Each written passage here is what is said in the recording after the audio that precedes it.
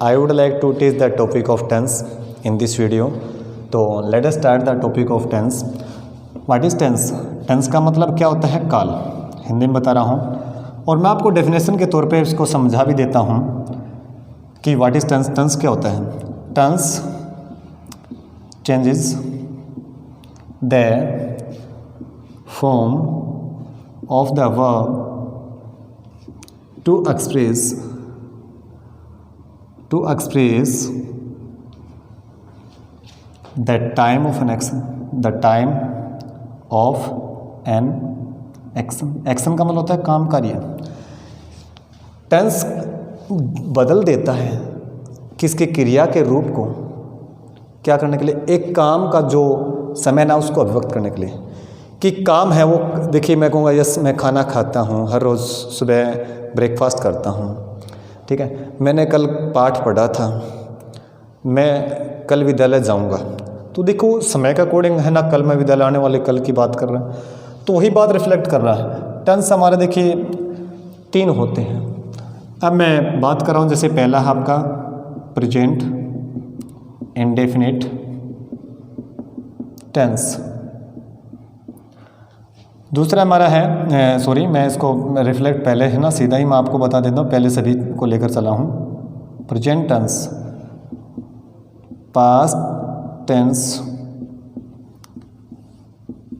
Future tense. अब हमारा क्या ही है, जैसे मैं हिंदी में लिख रहा हूँ वर्तमान काल, वर्तमान काल, भूतकाल, भविष्य का। अब हमें बताइए ये इसको क्या बोलते हैं? Running time. रनिंग टाइम जो वक्त चल रहा है, गॉन टाइम जो वक्त चला गया निकल गया, और कमिंग टाइम आने वाला वक्त, ठीक है। अब जो मैंने अभी लिखा ना प्रेजेंट इंडेफिनिट, अभी लिखा था मैंने रफ किया था, प्रेजेंट इंडेफिनिट है ना, वो क्या होता है? प्रेजेंट टेंस के पहला पार्ट होता है, प्रेजेंट कॉन्टिन्यूस दूसरा पार्ट होता है, प्रेजेंट परफेक्ट तीसरा पार्ट होता है, प्रेजेंट परफेक्ट कॉन्टिन्यूस चौथा पार्ट होता है। इसी प्रकार पास्ट इंडेफिनिट पास्ट का पहला जो पार्ट होता है, दूसरा जो है past continuous, past perfect continuous. इसी प्रकार फ्यूचर में future indefinite tense, continuous tense, future continuous, future perfect tense, future perfect continuous tense. प्रत्येक के मैंने आपको बता दिया है कि 4 होते हैं, क्योंकि मैं आपको स्टेप वाइज समझाऊंगी। पहला प्रेजेंट टेंस है, उसमें कितने पार्ट होते हैं? 4 होते हैं। पास्ट टेंस है, उसमें भी कितने पार्ट होते हैं? 4। और फ्यूचर के कितने पार्ट होते हैं? 4। सभी को मैंने आपको बता भी दिया है कि पहले प्रेजेंट टेंस है हमारा वर्तमान काल, जिसको रनिंग टाइम, जो वक्त चल रहा है, हमें पता है इस वक्त क्या कर रहे हैं, हम पढ़ रहे हैं टॉपिक जो टेंस का उसको कर रहे हैं। पास्ट टेंस भूतकाल, गॉन टाइम जो वक्त चला गया बीत गया, और फ्यूचर टेंस भविष्य काल जो कमिंग टाइम आने वाला वक्त है उसके बारे में, ठीक है। तो हम अब डिस्कस करेंगे। जैसे हमने इन 2 टेंस के बारे में पता है, आप कहेंगे टेंस 3 होते हैं, मैं भी मानता हूँ 3 होते हैं, बट 2 के एक्शंस के बारे में पता है, 3rd के एक्शंस के बारे में नहीं पता, बट वो हमारी परिकल्पनाओं के अंदर है। हमारी प्री प्लानिंग की बात होगी, जैसे भी कल्पनाएँ करते हैं हम, क्या कल भिवानी जाएंगे, रोहतक जाएंगे, कोई भी मान लीजिए लगा कि हमारी प्री प्लानिंग की बात होगी, फिक्स्ड प्रोग्राम। लेकिन जर्नी वो कार्यक्रम पोस्टपोन भी हो सकता है, कैंसिल भी किया जा सकता है, और श्योरिटी नहीं, इसलिए कहा जाता है फ्यूचर इज अनसर्टेन, क्योंकि वर्तमान है वो भविष्य का स्थान लेता है। क्योंकि वर्तमान फ्यूचर के जो एक्शंस हैं वर्तमान में कन्वर्ट हो जाए, कैसे कि present takes place of future, ठीक है। फ्यूचर से एक्शंस फ्यूचर के कामों का वर्तमान में होते हैं वो, क्योंकि जैसे आने वाला कल है वो हम वर्तमान में कंप्लीट, जैसे मैं कल भी पाठ पढ़ूंगा, लेकिन आने वाले जो कल है वो वर्तमान में होना हमारा, तो जो बीत गया वो मैं पता है, और जो चल रहा वो पता है, फ्यूचर का नहीं। We don't know about future, कि हम फ्यूचर के बारे में नहीं जानते। क्यों नहीं जानते? It is not sure what will happen with us in future, ये पक्का नहीं हमारे साथ भविष्य में क्या होगा। वी विल अलाइव या वी विल नॉट अलाइव, ठीक, हम जिंदा रहेंगे नहीं रहेंगे। जैसे मैंने क्यों किया, क्योंकि मैं यहाँ पर जैसे समय सूचक की बात नहीं करना कि कब आने वाले टाइम में, तो इट इज़ नॉट श्योर, हमें नहीं पता है। तो future is uncertain what will happen with us in future we don't know about it, इसके बारे में नहीं जानते। तो हमें रनिंग टाइम की बात करूँ, प्रेजेंट इन जो टेंस है उसके बारे में, पास्ट टेंस है और फ्यूचर टेंस। अब हमें पता चल गया इसके बारे में। अब मैं प्रेजेंट का जो फर्स्ट पार्ट है उसके बारे में आपको मेंशन करूँगा, ठीक है। हमारा कौन सा था वो जो मैंने अभी लिखा था, प्रेजेंट टेंस। अब मैं उसके बारे में डिस्कस करूँगा अभी। प्रेजेंट का जो फर्स्ट पार्ट होता है, प्रेजेंट टेंस का जो फर्स्ट पार्ट है वो प्रेजेंट इंडेफिनिट टेंस, उसके बारे में डिस्कस करेंगे अभी। तो इसमें क्या है हमारा, देखिए पहला जो पार्ट है वो क्या है, प्रेजेंट इंडेफिनिट टेंस। क्या होता है इसमें, जब सिंपल सेंटेंस बनाते हैं, सिंपल, ठीक है ना, उसमें क्या करते हैं कि हमारा जैसे सब्जेक्ट होता है प्लस V1 के साथ एस या एस लगाते हैं, ठीक है ना, और प्लस में होता है हमारा ऑब्जेक्ट, ठीक है। जब अब हमें पता चला, देखिए हमारा सब्जेक्टिव केस कैसा हो कि अगर ही सी इट वे सिंगुलर नाउन हो तो क्या करेंगे, वर्ब के साथ एस या एस लगा देंगे, ठीक है, जोड़ देंगे V1 के साथ, ठीक है।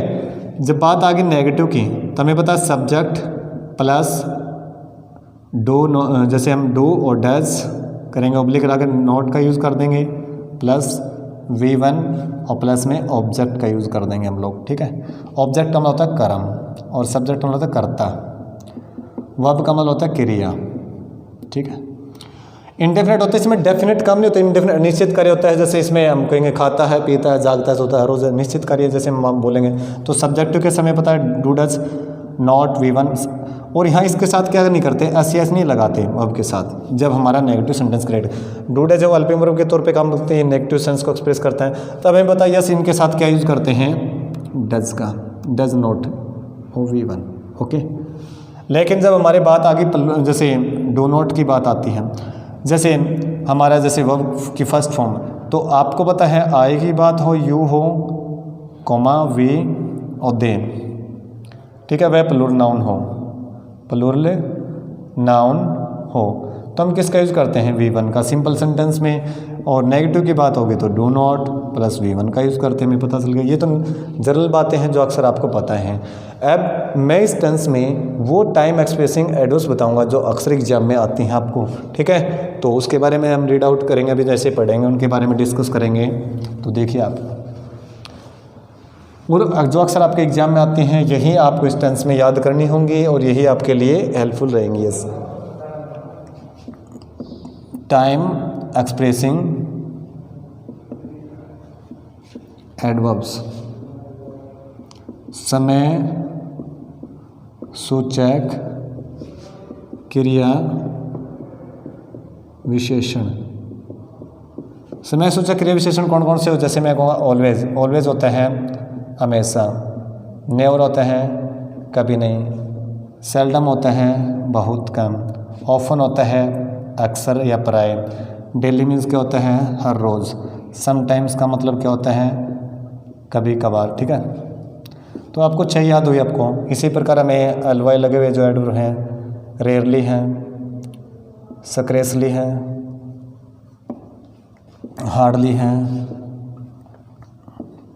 जनरली है, यूजली है,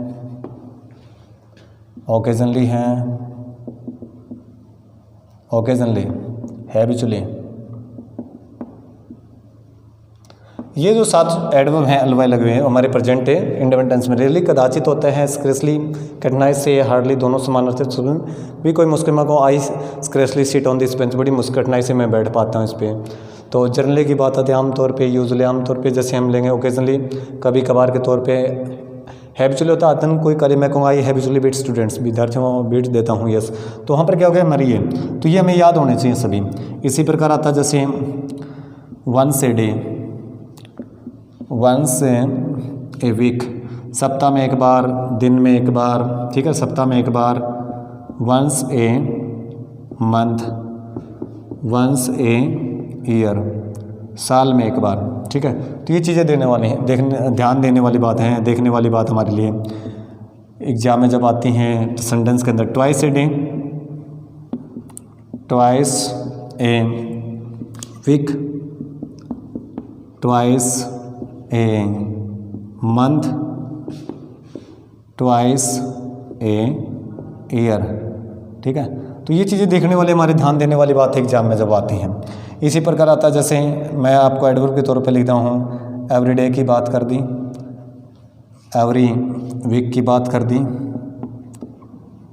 एवरी मंथ की बात कर दी, एवरी ईयर की बात कर दी।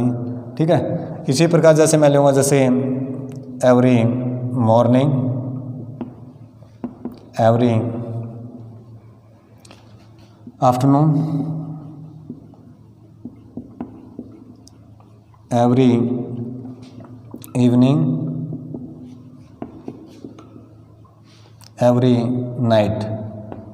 ठीक है, ये चीज़ हमें देखने वाली है। ये चीज़ हमारे पास देखिए, हमें पता है, yes every day, every week, every month, every year, every morning, every afternoon, every evening की बात कर दी। ठीक है, और एवरी नाइट की बात कर दी। हमें पता है यस मॉर्निंग सुबह का वक्त होता है, हर रोज़ सुबह, हर रोज़ दोपहर को, हर रोज़ कहते हैं शाम को, और हर रोज़ नाइट को। ठीक है, every night, every evening.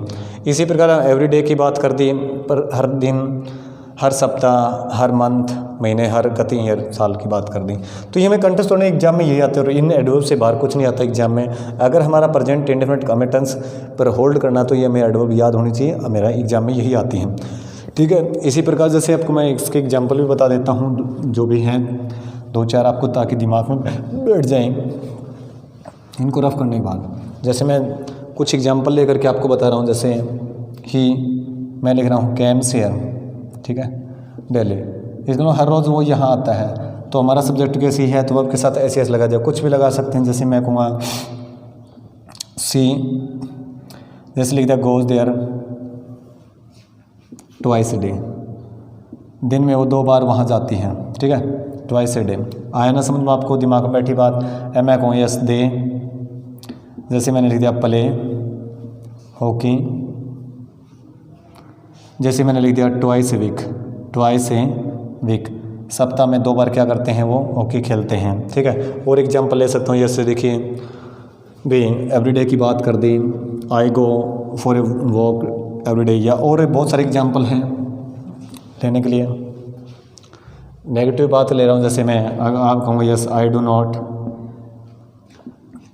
Teach students, teach students everyday, कि हर रोज़ मैं विद्यार्थियों को नहीं पढ़ाता हूँ। ठीक है ना, तो I do not teach students, तो यहाँ नेगेटिव की बात आ गई, तो हम आपको बताइए के साथ डू का यूज़ कर देंगे, नॉट नेगेटिव अर्थ के लिए, और फर्स्ट फॉर्म ऑफ वर्ब। ठीक है, स्टूडेंट्स एवरीडे, तो एवरीडे आया, हमें पता चला हमें प्रेजेंट टेंस यूज़ करेंगे। तो बहुत सारे एग्जाम्पल हैं फॉर टीचिंग, सिखाने के लिए, आपको पढ़ाने के लिए। तो आपको जब अगर एडवर्ब याद है, तो मुझे उम्मीद है कि आपको दिमाग में बैठ जाएगा टॉपिक। ठीक है, तो आपको मैं बता रहा हूँ, इसके बाद जो बातें हैं इस टेंस के अंदर, ये एडवर्ब हमें याद है, तो हम प्रेजेंट टेंस हमारा, प्रेजेंट इंडेफिनिट टेंस हमारा क्लियर है। वो रही बात अब सबऑर्डिनेट क्लॉज की शुरुआत, क्या सबऑर्डिनेट क्लॉज की शुरुआत की शुरुआत किससे हो, इफ से हो, व्हेन से हो। जो आपको शब्द बता रहा हूँ, इनको नोट करना, याद रखना। Unless, as soon as long as, till, until, after, before. ठीक है, और ये हमें बताना चाहिए, जैसे इफ़ की बात कर दें, इफ़ व्हेन अनलेस, अक्सर एग्जाम में आ जाते हैं, एज सुन एज की बात आ गई, एज लॉन्ग एज की बात आ गई, टिल की आ गई, अनटिल की आ गई, आफ्टर की आ गई, बिफोर की आ गई। ठीक है, तो हमारा जैसे तात्पर्य क्या है, कहने का मतलब क्या है, अगर सबऑर्डिनेट क्लॉज का मतलब क्या होता है, आश्रित उपवाक्य। क्या होता है, आश्रित उपवाक्य। इसका ये क्या करता है, कंडीशनल सेंटेंस की शुरुआत अगर सबऑर्डिनेट क्लॉज से हो, तो सबऑर्डिनेट क्लॉज की शुरुआत किन शब्दों से हो, इनसे, इफ से हो, व्हेन से हो, अनलेस से हो, एज सुन एज से हो, एज लॉन्ग एज से हो, टिल से हो, अनटिल से हो, आफ्टर से हो, बिफोर से हो। अगर इनसे शुरुआत होती है तो हमें तुरंत पता लग जाएगा हमारा कौन सा है, कि present indefinite tense subordinate clause में यूज़ करेंगे, और प्रिंसिपल क्लॉज में फ्यूचर इंडेफिनिट टेंस यूज़ करेंगे। जैसे मैं आपको बता रहा हूँ, जैसे इफ़ का लेकर के, इफ़ यू, एग्जाम्पल लेकर के, if you came to school, अगर आप इधर ले आओगे, आई शैल टीच यू। एक सिंपल बात लेकर चल रहा हूँ, ठीक है, ताकि आपको 6th क्लास से लेकर +2 क्लास के बच्चों को किसी समझने में किसी प्रकार दी। इफ से हुआ, ये हमारा कौन सा है, subordinate clause, subordinate clause.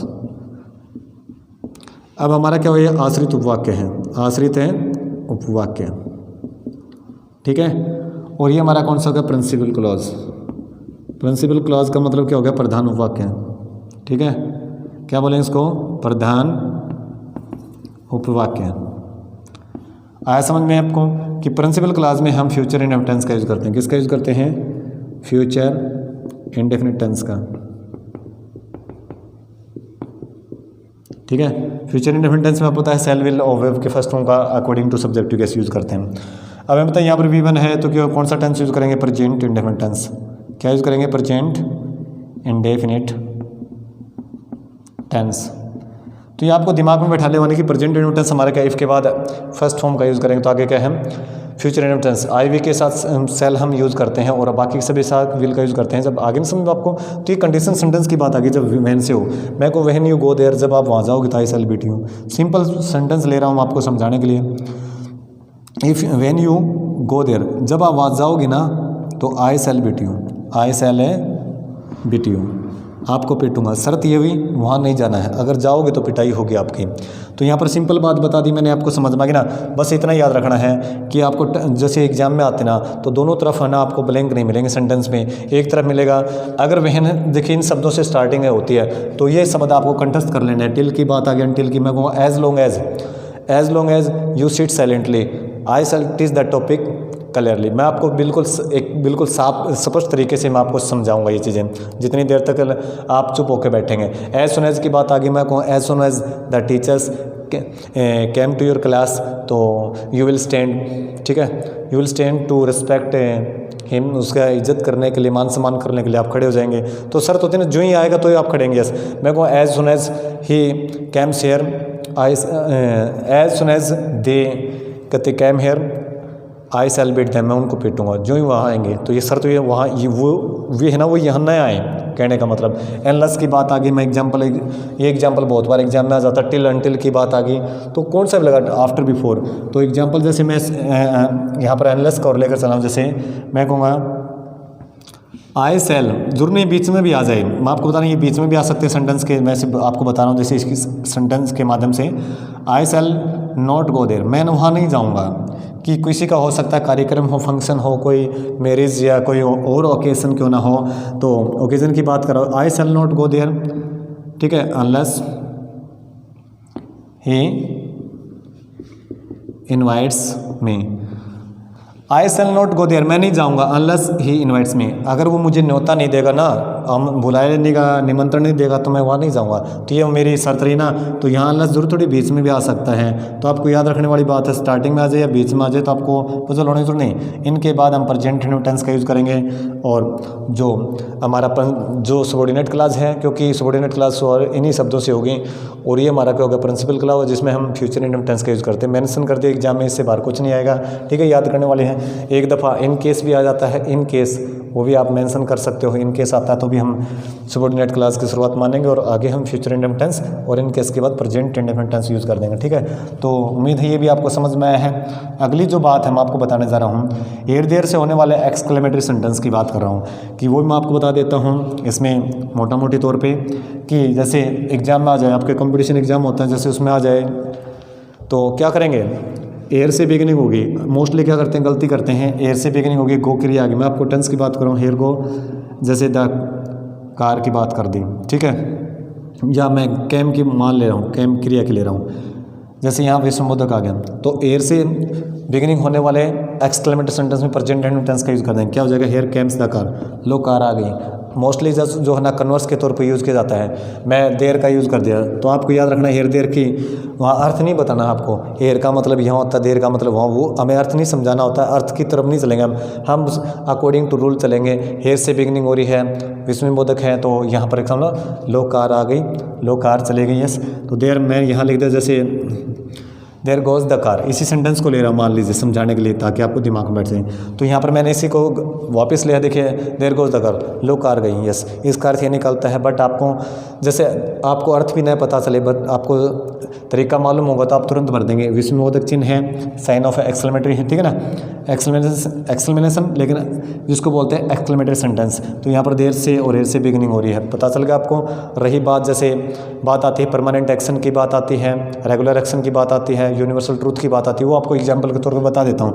Universal truth की बात आती है तो मैं एग्जांपल के तौर पर बता रहा हूँ। सन जैसे राइजेस की बात कर दी, sun rises in the east, ठीक है, sun rises in the east, सूर्योदय है ना वो पूर्व दिशा में होता है, उदय का मतलब उगना, ठीक है। और वेस्ट में क्या है, छिपता है, तो ये क्या होगी, यूनिवर्सल ट्रूथ के तौर पे हुई हमारी बात, ठीक है। मैं बात चलूँगा जैसे अब साइंस की बात कर रहा हूँ, मैथमेटिक्स की बात कर रहा हूँ, साइंस की बात आगे जैसे मैं छोटा सा एग्जांपल ले जाता हूँ, पानी वुड का ले लेता हूँ, क्योंकि लकड़ी है ना वो पानी के ऊपर तैरती है, क्योंकि उसका जैसे मास ना कम होता है पानी से, तो इसलिए वो तैरती है। तो वुड मैंने लिख दिया, वुड फ्लोट्स, अनकाउंटेबल नाउन है, तो यहाँ पर क्या कर देंगे, वर्ब के साथ एस कर देंगे, ठीक है। On water, on the surface of water भी लिख सकते हैं, या ऑन वाटर, एक ही बात चलता है, ठीक है, प्रेपोजिशन के तौर पे। तो फ्लोट्स भी लकड़ी ना पानी के ऊपर तैरती है, हमें पता चल गया, साइंटिफिक बात होगी हमारे लिए। रही बात साइंस से रिलेटेड बात, मैथ से लेकर चल रहा हूँ मैं जैसे, तो ये एग्जाम्पल भी बहुत बार आता है। जैसे मैं 2 की बजाय मैं 10 ले लेता हूँ मान लीजिए, या मान लीजिए मैं 6 ले लेता हूँ, 6 एंड 2, जैसे मैंने ले लिया मेक से 8, ठीक है। 2 and 2 makes 4 हम बहुत सारे एक बार एग्जाम्पल में आते हैं, जैसे एग्जाम में आता है हमें पता है, यस 6 and 2 makes 8। अब एग्जाम में हमारे पास क्या आता है, मेक आ गया, तो हम लोग क्या करते हैं कि ये सिंगुलर वर्ब कहलाती है, एस लगने के बाद वो प्लूरल क्रिया कहलाती है, याद रखना लाइफ में। तो एस लगा दें, क्यों, क्योंकि हमें आप सोचेंगे कि एंड से जुड़े हुए दो, वो चीज़ की तरफ नहीं जाना, आपके देखना मैथमेटिक्स की बात है। तो जैसे हमें पता है ऐसे what is the add of कहते हैं ऐसे, या what is the sum of 6 and 2, 6 और 2 का सम क्या होता है, जोड़ क्या होता है हमें पता है सभी को, 8 होता है, यस। तो 6 and 2 makes 8, तो 6 और 2 कितने होते हैं, 8 होते हैं। तो यहाँ पर क्या हो जाएगा, प्रेजेंट टेंस यूज़ कर दिया हमने, एस लग रहा है आपको, मैंने पहले रिफ्लेक्ट कर दिया। तो अक्सर एग्जाम में आ जाते हैं, आपको पता है इसमें कोई इंडिकेशन नहीं मिलेगी आपको। आप सोचेंगे सर ने बताया था कि टाइम एक्सप्रेसिंग एडवर्स आपको लास्ट में मिलेंगे, जरूर नहीं, टाइम एक्सप्रेसिंग बीच में भी आ जाते हैं, लेकिन आपको ध्यान देने वाली बात है, ठीक है। तो यहाँ पर देखिए मैंने यूनिवर्सल ट्रूथ को, रेगुलर एक्शन की बात आ गई, जैसे मैं कहूँगा हर रोज़ क्या करता है वो, मैं कहूँगा यस, यहाँ एग्जाम्पल ले लेता हूँ, he gets up early, gets up early in the morning, वो सुबह क्या है जल्दी उठता है। मैं कहूँ जैसे he goes for a morning walk daily, बहुत सारे example, there are so many examples for teaching this topic, इस टॉपिक को सिखाने के लिए बहुत सारे हैं, बट वीडियो क्या है बहुत ज़्यादा बड़ी बन जाएगी बेटा। तो आपको एग्जाम्पल्स आपको मैं एक एक बता रहा हूँ, दिमाग में परमानेंट एक्शन, यूनिवर्सल ट्रूथ, वो आपको पता चल जाएगा, ठीक। रही बात जैसे कोई पोइट की बात हो, कवि पोइटस की, कवित्री की बात हो, ऑथर की बात हो, लेखक की, तो वो स्टेटमेंट को एक्सप्रेस करनी चाहिए, विलियम वर्ड्सवर्थ हो, विलियम शेक्सपियर हो, और जोहन मिल्टन हो, कुछ बहुत सारे कहते हैं जो अथर्स हैं, तो वो क्या करते हैं, जैसे मैं जॉन मिल्टन या कहते हैं विलियम शेक्सपियर या और किसी की बात लेता हूँ, तो वो हमेशा जो स्टेटमेंट होती है प्रेजेंट इंडेफिनिट में दी जाती हैं। रही बात जैसे हमारी बात लाइव कमेंट्री की बात आती है, कोई मैच चल रहा होता है, जो कोई जैसे प्ले नाटक है, सीरियल है, ठीक है, तो उसमें हम क्या करते हैं, हमेशा प्रेजेंट टेंस का यूज होता है। जैसे क्रिकेट की बात लेकर चल रहा हूँ मैं, Virat Kohli hits the ball for 6 runs, Virat Kohli ने गेंद को 6 रन के लिए भेज देता है, ठीक है। तो वहाँ पर क्या हो गया, जैसे बल्ले से हिट करता हो, तो वहाँ पर हमेशा कमेंट्री के अंदर क्या है, लाइव कमेंट्री के अंदर प्रेजेंट टेंस का यूज़ किया जाता है, ठीक है। अब कोई एक और एग्जांपल मैं आपको कह रहा है कि मोटा मोटी बातें बता रहा हूँ, वैसे आपको मेन बातें मैं बता चुका हूँ, लेकिन ये भी आपको सीखनी ज़रूरी है। रही बात जैसे भूतकाल में कोई घटना है और उसको वर्तमान में ताज़ा करके बताना हो, तो आपने जैसे आजकल सीरियल चल रहा है रामायण का, तो रामायण में देख करके क्या आप उस चीज़ को वर्तमान में एक्सप्रेस करें, वो घटना तो भूतकाल की थी, लेकिन वर्तमान में उसको एक जीवन तौर पे, एक वर्तमान में कहते हैं जीवन तौर के पर एक जिंदा उदाहरण के तौर पे एक्सप्रेस करना चाहते हैं, तो वहाँ पर प्रेजेंट टेंस होगा। कैसे, मैं रामा का, जैसे रामा हिंदी में हम राम लिखते हैं, यस, रामा किल्स रावणा, ठीक है। तो आपको क्या है, उस चीज़ को वर्तमान में एक ताज़ा करके उदाहरण के तौर पे बता रहे हैं, एक्सप्रेस कर रहे हैं, तो वहाँ पर प्रेजेंट टेंस यूज़ होता है। ठीक है। किसी चीज़ का अधिकार जताने के लिए भी मैं कहूँगा ही ऑन्स कहते हैं, ही ऑन्स कहते हैं हिज बिल्डिंग, उसके पास खुद की इमारत है। तो बहुत सारे एग्जाम्पल है। मैं कहूँगा ये कार, मेरे पास एक कार है, ये एग्जाम्पल भी आ जाता है एग्जाम, आई हो कार, आई हो पेन। ठीक है। तो ये आपके बहुत सारे एग्जाम्पल है, मैं एक्सप्रेस कर चुका हूँ, बट आपको एडवर्ब से दूर मत होना। ये अगर जो बातें मैंने बताई हैं मोटा मोटी तौर पे आपको जो मेन बातें वो दिमाग से निकल जाएं, बट आपको एडवर्ब्स को दिमाग से नहीं निकालना है, वो आपको डीपली याद करनी है, कंठस्थ कर लेनी है। सबॉर्डिनेट क्लास में बताए थे कुछ शब्द आपको मैंने, और टाइम एक्सप्रेसिंग एडवर्ब बताई थी, उनसे बाहर एग्जाम में कुछ भी नहीं आता, चाहे वो HSC का हो चाहे और अदर एग्जाम हो, कितने भी एग्जाम के उनमें उससे बाहर कुछ नहीं होता। इस टेंस के अंदर, प्रेजेंट इंडेफिनिट के अंदर। रही बात, मैं कुछ क्रियाएं बताऊंगा इसमें, वो आपके जैसे प्रेजेंट कॉन्टिन्यूस में प्रेजेंट इंडेफिनिट टेंस में यूज होते हैं, लेकिन प्रेजेंट कॉन्टिन्यूस में कुछ अर्थ होगा तो उनको बताया जाएगा प्रेजेंट कॉन्टिन्यूस के अंदर। मैं इसी टेंस में वो रिफ्लेक्ट कर देता हूँ, ना कि प्रेजेंट कॉन्टिन्यूस के अंदर। ठीक है। हमारा जैसे बात आ गई, जैसे स्मेल की बात आती है, कुछ क्रियाएं होती हैं, कुछ क्रिया की बात कर रहा हूँ मैं। जैसे स्मेल की बात आ गई, ठीक है, हियर, नोटिस, रिकॉग्नाइज की बात आ गई, remember, mean, mind, forget, understand, prefer, किस चीज़ को पसंद करना, जैसे love, like, hate, want, wish, desire, look, seem, appear, see. अब सी के बारे में नहीं लिखा हमने, जैसे सी के बारे में हम लिख दिए, ठीक है। और जैसे हमारे जैसे स्मेल की बात आ गई, टेस्ट की बात आ जाती है, मेन की बात आ गई, बहुत सारी जैसे हमारी जो क्रिया है ना, जो मेंटल एक्शंस को, इमोशंस को एक्सप्रेस करती हैं। फील की बात आ गई, जैसे मैंने अनुभव की बात कर दी, या वांट के बारे में कर दिया, विश के बारे में, डिजायर के बारे में, ठीक है।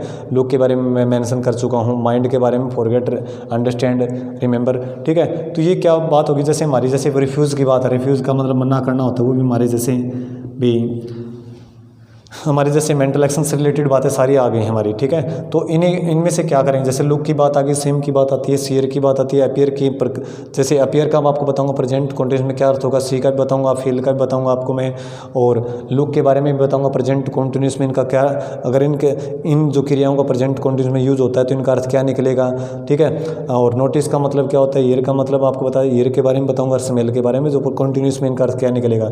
बाकी जो सभी के जो क्रिया मैंने आपको बताई हैं वो हमेशा ही प्रेजेंट टेंस में यूज होता है।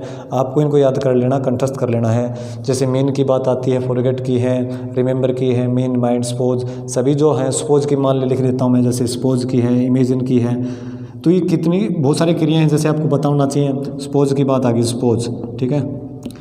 इमेजिन की बात है, कल्पना करने के, जो सपोज के बारे में आ गई, जस्ट, ठीक है। तो ये हमारी क्या होगी, जैसे थिंक के बारे में लिख दूँ, थिंक का भी मैंने नहीं लिखा, अभी जस्ट लिख दिया है आपको।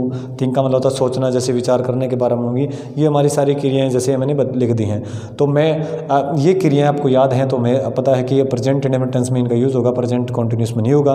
प्रेजेंट कॉन्टिन्यूस में होगा कुछ क्रियाओं को, तो उनका अर्थ अलग होगा, वो आपको मैं बताऊँगा कि यहाँ स्मेल का मतलब जैसे भी गंध के बारे में है, ईयर का मतलब सुनने के बारे में, लेकिन इसका अर्थ सुनवाई के बारे में होगा। तो प्रेजेंट कॉन्टिन्यूस में आपको अभी जैसे प्रेजेंट कॉन्टिन्यूस का जो रूल है उसमें आपको रिफ्लेक्ट कर दूंगा। तो ये आपको दिमाग में बैठी कुछ क्रियाएं जिनका हमेशा वैसे याद रखना है आपको कि फीलिंग और इमोशंस को एक्सप्रेस करने वाली क्रिया आपको तुरंत पता चल जाएगा। नो की बात है, नो का मतलब जानना है, ठीक है। तो नो क्रिया जैसे मैंने नहीं लिखा, इसमें आपको दिमाग में बैठी, नो का मतलब जानना, तो जानना वो प्रेजेंट कॉन्टिन्यूस में इसका यूज़ नहीं होता कभी भी, याद रखने वाले। नो का मतलब प्रेजेंट इंडेफिनिट टेंस, ठीक है, याद रखना। रही बात अब इसके हमारे जो सारे जो बातें हैं ना, मेन बातें हम रिफ्लेक्ट कर चुके हैं। आपको मेन फोकस करना है इसमें सबॉर्डिनेट क्लास की जो बिगिनिंग किन शब्दों से होती है उनको, और आपको टाइम एक्सप्रेसिंग एडवर्ब्स पे। बाकी क्रियाएं, बाकी बातें दिमाग से स्लिप भी हो जाती हैं, निकल भी जाती हैं, ठीक है, दिमाग में नहीं रहती हैं। तो आपको समय सूचक शब्द और जो सबॉर्डिनेट क्लास की बिगिनिंग वो बताई थी वो भी बातें याद रखनी है, और जो आपके मैथ से साइंस की जो बातें हैं या यूनिवर्सल ट्रूथ हैं वो दिमाग में बैठा लेने की। अगर ये चीज़ आती है तो हम प्रेजेंट इंडेफिनिट टेंस का यूज़ करें, उससे आपका पहला जो पार्ट है टेंस का, प्रेजेंट इंडेफिनिट टेंस, वो आपका क्लियर हो जाता है और उस पर आपका होल्ड भी हो जाता है। अगला है प्रेजेंट कॉन्टिन्यूस टेंस, उसकी तरह मैं बढ़ रहा हूँ। Present continuous tense, present continuous tense की बात आ गई। अब उनके बारे में हम पढ़ेंगे। जैसे हमें पता है हेल्पिंग वर्ब के बारे में मैं लिख देता हूँ। हेल्पिंग वर्ब्स कौन कौन सी हैं हमारे इसमें, इज है, एम है, आर है, ठीक है। तो हमें पता है जैसे जब हमारे प्रेजेंट कॉन्टिन्यूस में आते हैं वर्ब कौन सी होती है, देखिए V1 के साथ ING लगाते हैं, ठीक है। हमें पता है इज के साथ क्या करेंगे, he she it, he she it वह सिंगुलर नाउन होगा तो इज, आई के साथ एम, और आर है ना यू, वी दे वह प्लूरल नाउन के साथ आर। ये आपको जनरल बातें सभी बच्चों को पता होती हैं। तो रही बात है मैं इसको रफ करके आपको समय सूचक जो शब्द बताऊंगा उन पर फोकस रखना जो अक्सर एग्जाम में आते हैं, ठीक है। तो देखिए ज़रा हमारे जैसे टाइम एक्सप्रेसिंग एडवर्ब्स लिख रहा हूँ इस टेंस के, टाइम एक्सप्रेसिंग एडवर्ब्स, समय सूचक क्रिया विशेषण, क्रिया विशेषण कौन कौन सी देखिए एडवर्ब्स। तो समय सूचक क्रिया विशेषण होगी जैसे हमारी मैंने लिख दी यहाँ पर है, नाउ है, ठीक है, at present, at the moment, currently की बात है, करंटली, जैसे nowadays, nowadays, these days, nowadays होता है आजकल, दीज डेज होता है इन दिनों, यस, ठीक है। टुडे की बात आती है तो टुडे भी है ना, इसमें प्रेजेंट कॉन्टिन्यूस टेंस यूज कर दिया जाता है, ठीक है। तो हमें पता चले जैसे हमारी एक और जो एडवर्ब हम आपको बता रहा हूँ स्टिल है, स्टिल का मतलब होता है अभी भी, स्टिल का मतलब स्थिर भी होता है, शांत भी होता है, लेकिन यहाँ पर एडवर्ब के तौर पर आएगा तो इसका मतलब होता है भी अभी अभी। तो हमें याद रखना है नाउ की बात आ गई, एट प्रेजेंट है, एट द मोमेंट है, करंटली है, नाउडेज है, दीज डेज है, टुडे है, स्टिल है। तो ये अगर ये आते हैं तो मैं इनके एग्जांपल बता देता हूँ। जैसे मैं कहूँगा they are laughing in the class now. अब एक कक्षा में हंस रहे हैं, स्टूडेंट हैं, क्लास वैकेंट मान लीजिए, बेल नहीं है, टीचर नहीं क्लास में, प्रेजेंट नहीं है, तो क्या करेंगे बच्चे खाली टाइम में क्या करते हैं, हंसने लग जाते हैं पढ़ने के बजाय कुछ। तो यहाँ पर प्रेजेंट कॉन्टिन्यूस टेंस यूज का according to subject to case, they are laughing in the class now, now की बात आ गई, दीज डेज की बात आ गई, इन दिनों बोलते वक्त काम जारी नहीं हो, इन दिनों कोई काम जारी हो। मैं कहूँ जैसे या रोहित, मैं लिख दिया वैसे किसी का ले सकता हूँ, जब Rohit is reading the Gita, क्योंकि आपको पता Gita is a holy book of Hindus, हिंदुओं की कहते हैं एक पवित्र ग्रंथ है, स्केर्ड बुक माना जाता है। तो यहाँ पर मैंने लिख दिया जैसे दीज डेज की बात कर दी, तो इन दिनों कहने का मतलब बोलते वक्त जारी नहीं, उस वक्त जो बोल रहा है उस वक्त नहीं, इन दिनों वर्तमान समय के आसपास कोई काम जारी है, उस दफ़ा हम किसका यूज करते हैं, present continuous tense use use करते हैं। कब आप हमारी जो दीज डेज है समय सूचक जो शब्द है अगर ये आ जाता है तो आपको याद रखना without indication we can't fill up right correct form of verb in the sentence at the time of solving in exam में सॉल्विंग करते हैं, इसमें हल करते समय it is very difficult for us, हमारे लिए बड़ा मुश्किल होता है टू जज which correct form verb we would like to hear, yes कौन सी करेक्ट फॉर्म भर पाएंगे, यस। तो हमें सबसे पहला जो first and initial work for us हमारे लिए पहला और प्रारंभिक काम क्या होता है कि first of all we should glance on the sentence, हमें ग्लांस करना चाहिए, देखना चाहिए क्या है, what is the indication in the sentence क्या है। तो दीज डेज है, तो दीज डेज आता है तो प्रेजेंट कॉन्टिन्यूस टेंस यूज करेंगे। Rohit is reading the Gita these days, Rohit इन दिनों, एक दिन में बुक को फिनिश नहीं किया जा सकता, तो बड़ी बुक है तो दीज डेज की बात आ गई, नाउडेज की बात आ गई। अब मैं कहूँगा अनटाइमली, जैसे अब अनटाइमली जो है ना बरसात हो रही है, मैं कहूँगा इट इज़ ए रेनिंग, मैं सिंपल सा एग्जाम्पल ले रहा हूँ, it is raining in our area these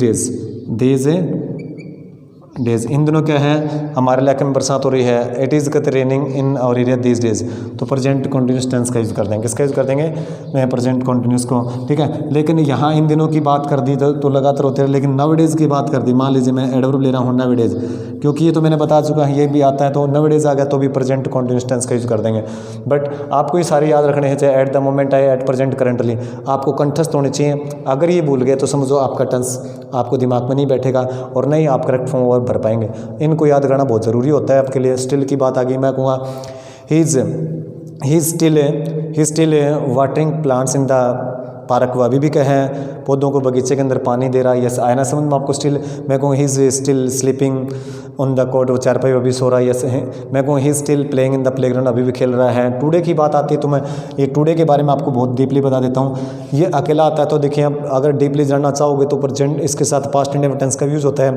past present perfect का कैसे होता है? मैं कहूँगा आई हैव सीन लिखूंगा, जैसे I have seen a dog in the street today, आज मैंने एक डॉग को, कुत्ते को देखा है गली के अंदर। और मैं कहूँगा आई सा a dog in the street today, आज मैंने एक कुत्ते को देखा, क्योंकि वो खास आमतौर पर नहीं हमें दिखाई देता है, लेकिन उनकी गली में दिखाई देता है। कुछ तो मैं भी बोल सकता हूँ या थर्ड पर्सन कोई भी बोल सकता है। रही बात हमारी जैसे टुडे की, तो एग्जाम में जो आता है वो बात बता रहा हूँ। अगर एग्जाम में आता है तो ये अकेला एडवर्ब, लेकिन ये दूसरी एडवर्ब भी हो सकती है प्रेजेंट इंडेफिनिट की, कौन सी एडवर्ब हो। जैसे मैं यहाँ पर लिख रहा हूँ ही, जैसे मैंने यहाँ लिख दिया ही जर्नली, या मैं लिख लेता हूँ अच्छे से इसको, ही जर्नली। जैसे यहाँ पर लिख दिया टेक्स, मैंने लिख दिया प्रेजेंट एंड टेक्स से टी कर दिया मैंने। सिंपल सा एग्जांपल लेकर चला हूँ, he generally takes tea but today, परंतु आज वो क्या कर रहा है, कुछ और कर रहा है। तो इसका मतलब ये हमें पता चल गया, today he is taking coffee. ठीक है, तो आपको याद रखने वाली बात है कि देखिए आमतौर पर वो चाय पीता है, लेकिन आज को क्या कर रहा है, बट टुडे मीन्स आज, लेकिन वो क्या कर रहा है, कॉफ़ी पी रहा है। मोस्टली एग्जाम में पजल हो जाते हैं, सेम सब्जेक्ट है, देखिए क्रिया आपने, लेकिन आप ये याद रखना, ये अगर आती है प्रेजेंट इंडेफिनिट की एडवर्ब है, भी प्रेजेंट इंडेफिनिट टेंस में इस एडवर्ब का प्रेजेंट इंडेफिनिट टेंस में यूज होता है, इसलिए हमने प्रेजेंट इंडेफिनिट टेंस यूज कर दिया। टुडे आ गया तो हमें पता आज कुछ और कर रहा है, कुछ नया कर रहा है, यस, तो इसलिए हमने प्रेजेंट कंटीन्यूअस टेंस का यूज कर दिया, सेम सब्जेक्ट होने के बाद, सेम क्रिया होने के बाद भी। ठीक है, तो आपको याद रखना, दोनों तरफ आपको एग्जाम में का टेंस फॉर्म में नहीं दिया जाएगा, एक तरफ आपको मिलेगा। तो टुडे आता है तो दूसरी एडवर्ब आपको पता प्रेजेंट इंडेफिनिट की कौन सी भी हो सकती है, तो आपको याद रखना प्रेजेंट इंडेफिनिट टेंस। टुडे आता है तो आगे प्रेजेंट कंटीन्यूअस टेंस यूज कर देंगे। तो आपको ये बातें भी क्लियर हुई प्रेजेंट कंटीन्यूअस टेंस के बारे में, अगर ये याद है। कुछ इस और बातें बताऊंगा आपको जो अक्सर एग्जाम में आपके लिए हेल्पफुल रहेंगी, आपकी बहुत मदद करेंगी, अगर वो याद रहेंगी तो तब। ठीक है ना, तो आपको याद करना इस वीडियो के जरिए वो कौन कौन सी हैं बातें मैं आपको बताऊंगा। देखिए, ये तो समय सूचक शब्द तो आपको किसी हालत में नहीं बोलने हैं। रही बात कौन कौन सी है, जैसे मैं आपको बता देता हूँ, जैसे डू नॉट से बिगनी हो, मैं सीधा एग्जाम्पल लिख देता हूँ। मैं कहूँगा do not make a noise, simple example लिख रहा हूँ, जैसे सभी को समझ में। Don't make a noise imperative sentence होता है, आप ऐसा न करें, इसका मतलब दूसरी और कोई काम जारी है।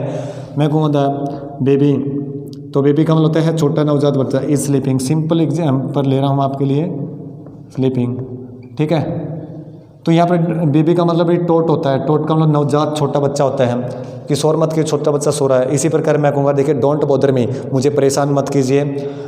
I am teaching the topic of grammar, तो कोई मुझे सता रहा होगा तो मैं कहूँगा मुझे परेशान, मैं ग्रामर का टॉपिक सीख रहा हूँ मैं। इसी प्रकार मैं कहूँगा, देखिए don't go there, they are fighting, वहाँ मत जाइए, वे लड़ रहे हैं। इसका मतलब मना कर रहा है तो दूसरी ओर कोई काम जारी है। बहुत सारे एग्जाम्पल है, there are so many examples for teaching different types of sentences. ठीक है, टू सेट द एग्जाम्पल कहते हैं एज, हम लेकर चलेंगे, जैसे डू नोट से हमें पता चल गया, बहुत सारे एग्जाम्पल लेकर चल सकते हैं। ठीक है, इसी प्रकार जैसे मैं कहूँ, यहाँ पर हैरियप्स की बात आ गई, हैरियप द ट्रेन इज विस्लिंग का सिंपल एग्जाम्पल लेकर चला हूँ, जो तो अक्सर एग्जाम में आता है वही एग्जाम्पल लेकर चला हूँ, बाकी एग्जाम्पल नहीं। The train is whistling, train is a whistling. Okay, yes, तो यहाँ पर देखिए हरियप की बात आ गई ना, हरियप होता है जल्दी कीजिए, द ट्रेन इज, गाड़ी सीटी दे रही है, तो प्रेजेंट कॉन्टिन्यूस, बस आपको ये चीज़ याद रखनी है, ये है तो आगे कौन प्रेजेंट कॉन्टिन्यूस, ये है प्रेजेंट कॉन्टिन्यूस टेंस। लुक की बात आ गई, लुक देखो, जैसे यहाँ पर आ गया, मैंने लिख दिया सिंपल एग्जाम्पल लिख रहा हूँ जो अक्सर एग्जाम में आता है वही, smoke is coming out, smoke is coming out from that house, from that house, उस घर से क्या है भाई, देखो उस घर से बाहर धुआं बाहर निकला, तो प्रेजेंट कॉन्टिन्यूस, बस आपको ये याद रखने, अगर ये याद है तो प्रेजेंट कॉन्टिन्यूस आपको दिमाग में बैठ जाएगा। ठीक है, अकॉर्डिंग टू सब्जेक्टिव केस, उसके अकॉर्डिंग हम क्या यूज़ करेंगे, हेल्पिंग वर्ब, उसके बाद हम वर्ब के फर्स्ट फॉर्म के साथ आईएनजी लगा देंगे। ठीक है, इसी प्रकार जैसे आता है रन फास्ट आ जाए, रन फास्ट तेज़ भागो, तो यहाँ पर क्या run fast, they are moving us, वे हमारी तरफ आ रहे हैं, दे आर कहते हैं they are coming towards us, हमारी तरफ आ रहे हैं। ठीक है, या मैं कहूँगा run fast dogs are coming, ठीक है, कुत्ते आ रहे हैं, यस, ठीक है, या रन फास्ट, ठीक है, बहुत सारी एग्जाम्पल हैं हमारे लिए, तो हमें दिमाग में बैठ के लुक की बात आती है, हरी अप की बात आती है, डू नॉट मेक नॉइस और रन फास्ट की बात है, तो हम किसका यूज़ करेंगे, प्रेजेंट कंटीन्यूअस टेंस का यूज़ करेंगे। दिमाग में बैठी आपको बात, जैसे हरी अप की बात आ गई, लुक की बात आ जाती है, रन फास्ट की बात आती है, डू नॉट मेक से स्टार्टिंग होती है वाक्य सेंटेंस की, तो इस दफ़ा हम यूज़ करेंगे प्रेजेंट कंटीन्यूअस टेंस का। ठीक है, तो कुछ क्रियाएँ हैं जो मैं आपको बताने जा रहा हूँ, अभी जस्ट एग्जाम्पल के तौर पर बताऊँगा। ठीक है, ध्यान देना उन क्रियाओं पर, और वो अक्सर वो एग्ज़ाम में आ जाए, लेकिन आपको नॉलेज के लिए तो याद रखनी है, अक्सर आ भी जाए एग्ज़ाम में। ठीक है, तो मैं यहाँ लिखूँगा थिंक का मतलब। थिंक का मतलब होता है सोचना। क्या होता है, जैसे बात आगे विचार, मैं सोचने के तौर पे मैं पता है विचार रखना। थिंक का मतलब विचार रखना है, तो क्या होगा, प्रेजेंट इंडेफिनिट टेंस। कैसे मैं कहूँगा, इस I think you are good student. मेरे विचार से, मेरे ख्याल से आप अच्छे विद्यार्थी हो। ठीक है, तो प्रेजेंट टेंस का यूज़ कर दिया मैंने। जरूर थोड़ी वो he thinks that you are, वह भी सोच सकता, कोई भी सोच सकता है, मैं सोचता हूँ, लेकिन वो सोच होगी ना हमारी, लेकिन वो हमारा ख्याल रख रहे हैं, हम विचार रख रहे हैं, विचार कर रहे हैं। अब थिंक का मतलब विचार करने के तौर पे हो। अब आप कहेंगे कोई भी आपको इतना डीपली नहीं बताया, किसी वीडियोज़ के अंदर याद रखना, थिंक की बात आ गई तो विचार रखना, यहाँ पर विचार करना है। क्या है, विचार करना। विचार करना होगा तो प्रेजेंट कंटीन्यूअस टेंस। कैसे मैं कहूँ, जैसे या ही मान लीजिए मैं कर रहा हूँ, he is thinking to buy a bus, buy a car, buy a pen. तो यहाँ पर क्या कर रहा है, विचार कर रहा है। He is thinking to buy a car. तो आपको बता देता हूँ, अगर थिंक क्रिया के बाद टू इन्फिनिटिव आ गया तो आपको याद रखो वहाँ पर विचार कर रहा है। मैं कहूँगा I am thinking to go to my village, कि मैं मेरे गांव जाने की सोच रहा हूँ। ठीक है ना, आफ्टर स्कूल छुट्टी होने के बाद मैं मेरे गांव के बारे में जाने का विचार कर रहा हूँ। ठीक है ना, विचार कर रहा हूँ। ठीक है, ये चीज़ें आपको दिमाग में बैठी है आपको। ठीक है, याद रखने वाली बात है। 2-3 बातें और बातें इसमें हैं। ठीक है, तो यहाँ पर जैसे मैं थिंक के बारे में आपको पता चला, टेस्ट की बात आ गई। टेस्ट का मतलब स्वाद, जैसे ये होता है कोई चीज़ टेस्ट को रिलीज़ करती है। आप एग्जाम्पल बता रहा हूँ, टी टेस्ट है, टेस्ट स्वीट। तो हमें बताया है चाय का स्वाद कैसा होता है, मीठा। ये क्योंकि ये टेस्ट को रिलीज़ कर रही है। टेस्ट को क्या कर रही है, रिलीज़ कर रही है। जैसे कॉफ़ी टेस्ट की बात आ जाए, या और की जैसे लेमन की बात आ जाए। ठीक है, मैं कहूँगा शुगर टेस्ट स्वीट है। ठीक है ना, तो टेस्ट को रिलीज़ करती है। और जब कोई व्यक्ति टेस्ट को जैसे होता है, तो मैं कहूँगा ऐसे ही इज़, या ही का मान लीजिए आई का ले सकता हूँ। ठीक है, ही इज़ टेस्टिंग। ठीक है, यहाँ पर क्या जाएगा, ही इज़ टेस्टिंग टी। इसका मतलब क्या है, वो चाय के स्वाद को जांच रहा है, चख रहा है। ठीक है ना, तो यहाँ पर क्या है, स्वाद के जांचने का अर्थ में होगा टेस्ट का मतलब, तो प्रेजेंट कंटीन्यूअस टेंस हुआ। और यहाँ टेस्ट का मतलब क्या होगा, स्वाद, जो टेस्ट रिलीज़ करती है स्वाद के बारे में कि ये कैसा जो है स्वाद को रिलीज़ करती है, तो यहाँ प्रेजेंट इंडेफिनिट हो, प्रेजेंट कंटीन्यूअस। यस, अंकित